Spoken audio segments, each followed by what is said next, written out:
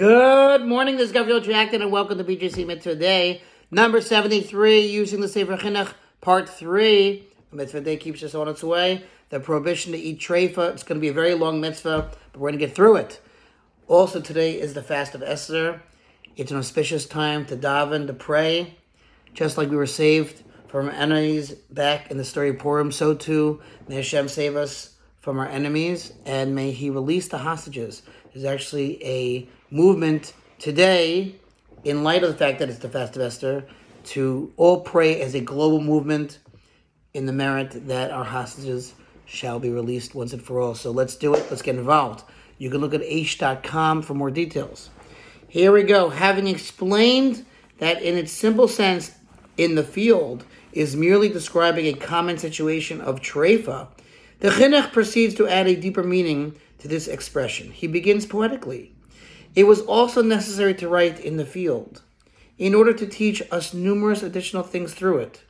For the words of the Torah are expounded to bring to light many facets of meaning.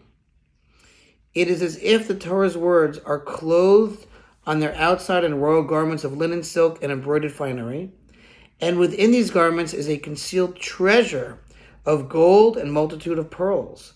The garment of this verse, that which is revealed and easily visible in it at first glance, is that it means merely to teach about the law of Tereifah, as we have written, and additionally to teach about the prohibition of flesh from a living animal, which is included in the prohibition of Tereifah.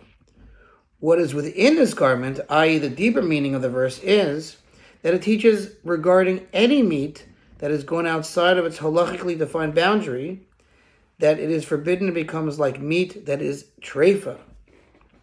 Before explaining how this is implied by the verse, the Chinuch provides illustrations of this principle. This means, for example, that meat of Kodshei HaKadoshim, which is Holy of Holies, those type of offerings, that is going out of the temple courtyard is prohibited. Meat of Kodashim Kalim, which is the lighter holiness offerings, that is going out of the city's walls in Jerusalem, is prohibited. Meat of the Pesach offering that is going out of the location of its group is prohibited.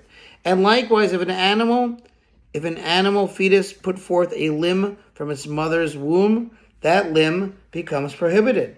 All these laws are encompassed by the principle that meat that is going out of its boundaries is considered like Tereifah. The Chinuch now explains how this principle is derived from the verse. The inner meaning of the verse emerges to yield this principle. For the verse is understood as if it is saying, and flesh that is in the field, meaning an unbounded area, is pronounced Tereifah, unfit for consumption. That is to say, any flesh that is going outside its boundary. For this is implied by the term field, which is an area that has no barriers around it, is pronounced Tereifah.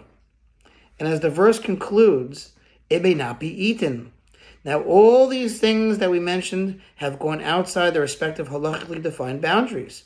So on the basis of the interpretation of the verse as, and flesh that is in the field is pronounced Tereifah, their status is the same as Tereifah, and one who eats a kazayas, an olive's volume of them, incurs malchus, lashes for violating the prohibition of Tereifah.